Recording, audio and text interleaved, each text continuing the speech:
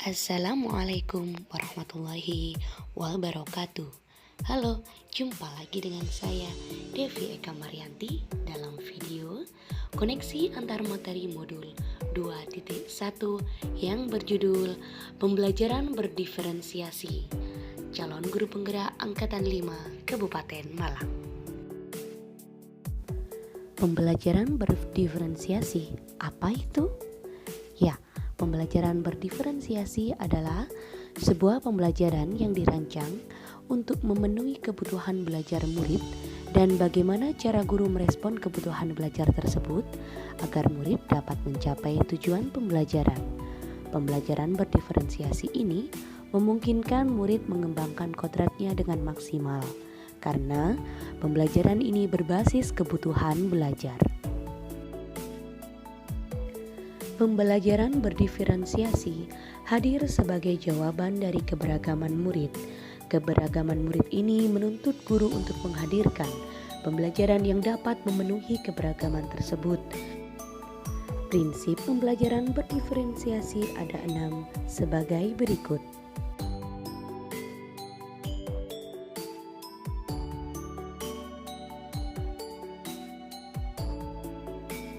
Ada 3 langkah dalam mengimplementasikan pembelajaran berdiferensiasi.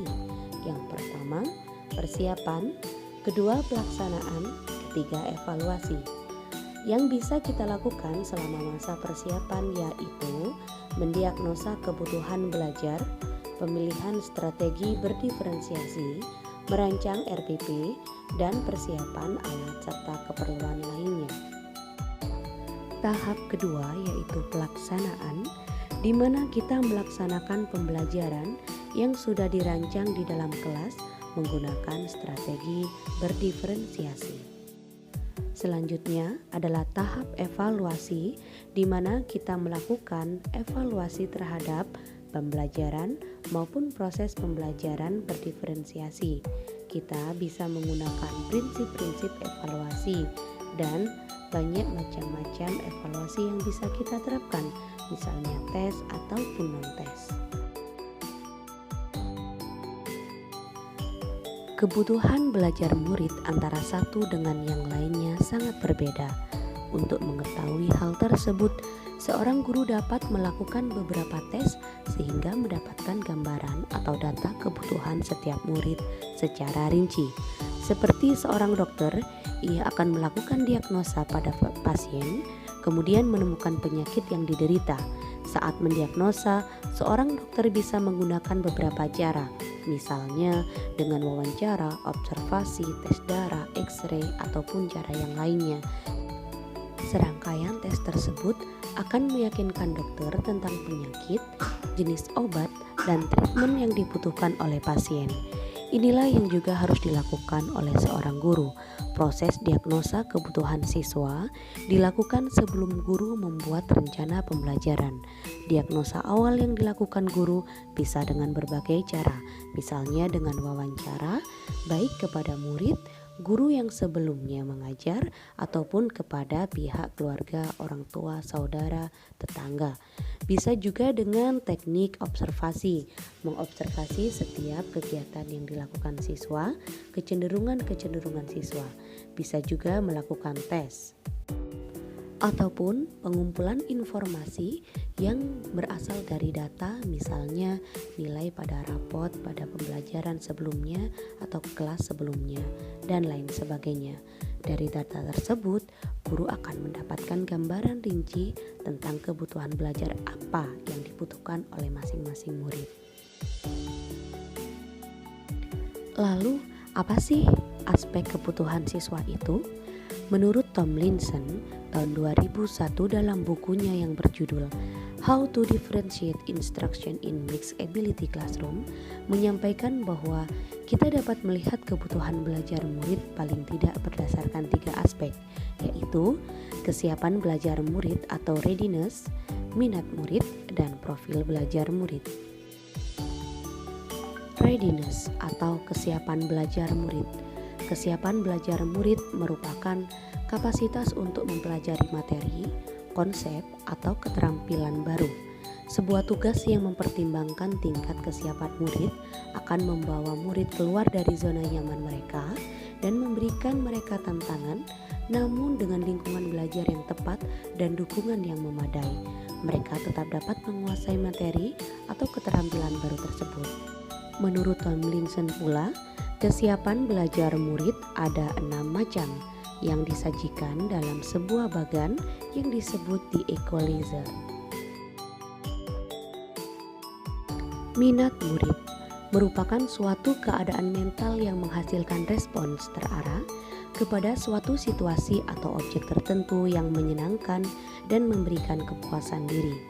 Tomlinson mengungkapkan bahwa setidaknya ada 4 manfaat yang bisa kita rasakan jika melaksanakan pembelajaran yang didasarkan pada minat murid. Menurut Tomlinson pula, minat sebenarnya bisa dibagi dalam 2 perspektif. Yang pertama, minat situasional, dan yang kedua adalah minat individual. Minat situasional yaitu suatu keadaan psikologis yang dicirikan oleh peningkatan perhatian, upaya dan pengaruh yang dialami pada saat tertentu.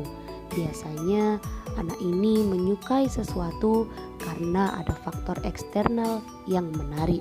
Misalnya cara guru bicaranya yang baik, media yang menarik, dan lain-lainnya.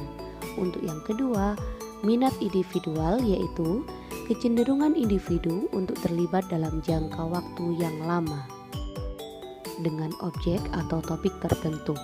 Minat ini juga disebut dengan minat intrinsik karena dia tidak dipengaruhi oleh keadaan atau lingkungan yang ada di luar tubuh mereka.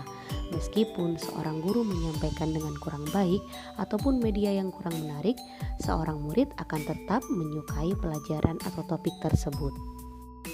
Adapun ranah minat atau kegemaran menurut Tomlinson disajikan dalam tabel di sebelah kanan. Misalnya ada seni rupa, seni fotografi, literatur, teknologi, dan lain sebagainya. Profil belajar mengacu pada cara-cara bagaimana kita sebagai individu paling baik belajar. Profil belajar murid terkait dengan banyak faktor. Yang pertama, preferensi terhadap lingkungan belajar. Misalnya, seorang anak yang lebih fokus jika belajar dalam keadaan hening. Ada juga yang lebih menyukai tempat ramai. Pengaruh budaya. Tentunya anak yang hidup di lingkungan pesisir memiliki budaya atau kecenderungan yang berbeda dengan anak yang hidup di daerah pegunungan. Yang ketiga yaitu preferensi gaya belajar. Kita ketahui bahwa gaya belajar ada yang visual, kinestetik, audio, atau percampuran dari 2 gaya belajar tersebut. Yang terakhir yaitu preferensi berdasarkan kecerdasan majemuk atau multiple intelligence. Terdapat 3 strategi pembelajaran berdiferensiasi yang bisa kita lakukan, salah satu atau bisa kesemuanya. Yang pertama adalah berdiferensiasi konten, yang kedua berdiferensiasi proses, dan yang ketiga adalah berdiferensiasi produk. Masing-masing strategi pembelajaran berdiferensiasi memiliki cara, keunikan, dan karakteristik yang berbeda-beda. Silakan dibaca lebih jelasnya. Pembelajaran berdiferensiasi akan berhasil jika lingkungannya mendukung. Ciri-ciri lingkungan yang dapat mendukung penerapan pembelajaran berdiferensiasi ini disebut dengan learning community atau komunitas belajar. Ciri-ciri suasana learning community adalah sebagai berikut. Bapak Ibu guru hebat, jadi apa sih perbedaan antara pembelajaran biasa dengan pembelajaran berdiferensiasi?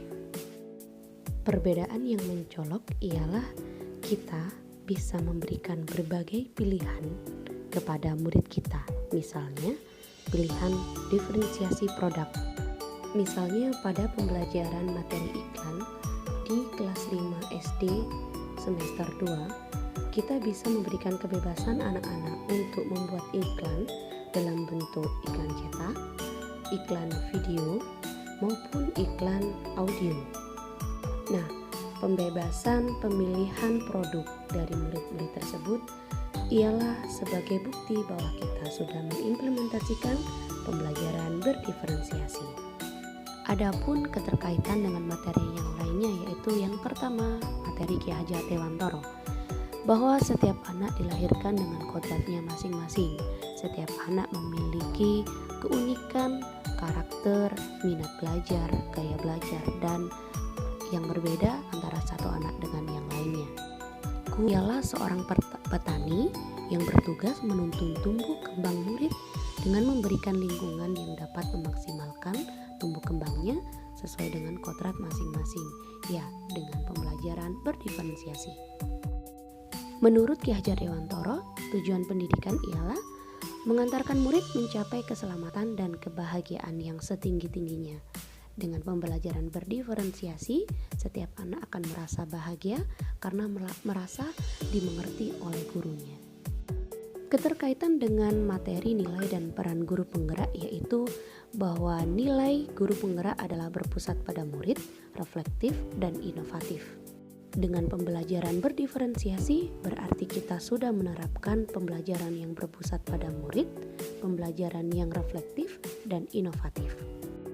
Peran guru penggerak adalah pemimpin pembelajaran dan mewujudkan kepemimpinan pembelajaran. Melalui pembelajaran berdiferensiasi, seorang guru telah melaksanakan dua peran tersebut.